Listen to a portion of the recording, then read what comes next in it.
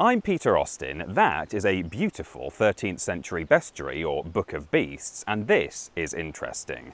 Around the time this work was completed, a monk by the name of Vincent of Beauvais was writing his Speculum Naturale, part of a major medieval encyclopedia, and in it he stated that in 1215 Pope Innocent III had officially banned Catholics from trying to bypass their fasting commitments by eating this specific kind of goose. The loophole people had been working under up to that point was the belief that, unlike other goose species, this one was technically a fish, and they had evidence to prove it, that being that it grew on trees. Confused? Well, this book will explain all as we look at the myth of the barnacle goose. Okay, so in case you're not already invested in this video, allow me to show you this, surely one of the most badass natural history exhibits in existence. This is just one example of several Pfeilstörche, or arrow stalk specimens, a white stork found alive in Germany in 1822 with a Central African spear embedded in its neck. Valuable evidence at the time that the bird had recently visited an entirely different continent. You see, although these seasonal absences of birds had been observed for thousands of years, it wasn't actually until the 18th century that the concept of long-distance migration started to be fully accepted by the scientific community.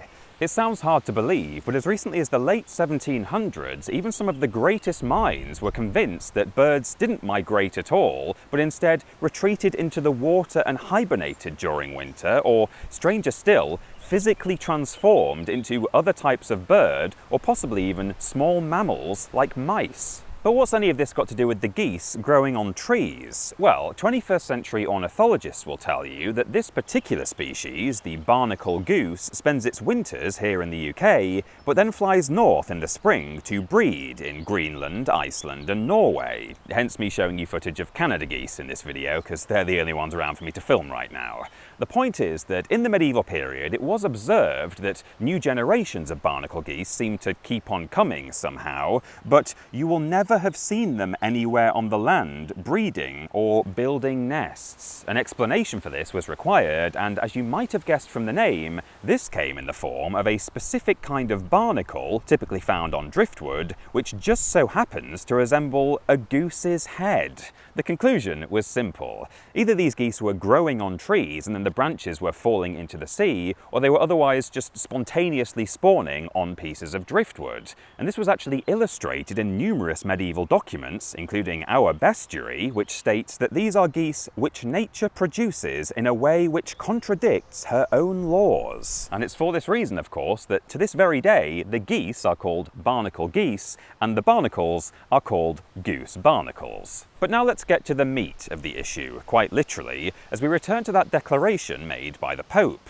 In a time when scholars still subscribe to the theory of spontaneous generation, believing that simple creatures like fleas didn't reproduce at all but just emerged from the dust fully formed, why would the Vatican care one way or another about the reproductive process of a goose? Well, traditionally, the Catholic Church encourages abstaining from eating meat on Fridays and right through the fasting period of Lent. Practitioners were still permitted to eat fish during this time though, and this led to a suspected loophole when it came to the barnacle goose. Ordinary poultry was out of the question during Catholic fasting, but the argument was that if barnacle geese came from either trees or driftwood, they are neither flesh nor born of flesh. As such, many felt that it was fine to eat barnacle goose during a fasting period, just as they would eat fruit or seafood. Pope Innocent III was not on board with this, however, according to certain sources anyway.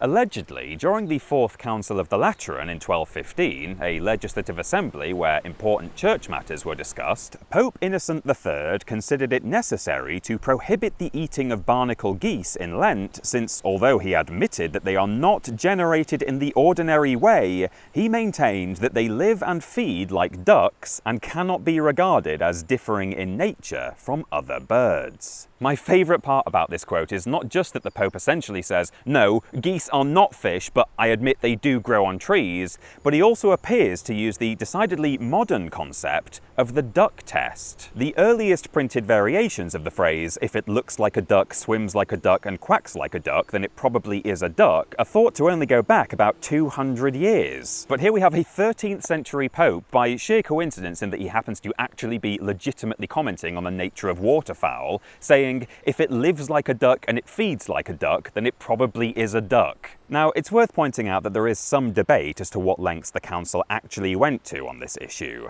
Our aforementioned 13th century monk, Vincent of Beauvais, simply wrote, "Pope Innocent III at the General Lateran Council 1215 had to prohibit the eating of barnacle geese during Lent," which is a great contemporary source, but doesn't actually feature any specific admission from the Pope that geese grow on trees, or that ducks quack like ducks. And it's also worth saying that the records of the 1215 council don't mention any sort of decree on the consumption of barnacle geese specifically, so it's difficult to say for sure whether the Pope actually dignified the question of the barnacle goose with an answer. What we can say for certain, though, is that numerous historical sources prove that, regardless of what the Church's view might have been, there really was a belief in the medieval period that barnacle geese grew on trees, and that Catholics thought they had every right to eat them while fasting. So, that's Friday night's dinner sorted out.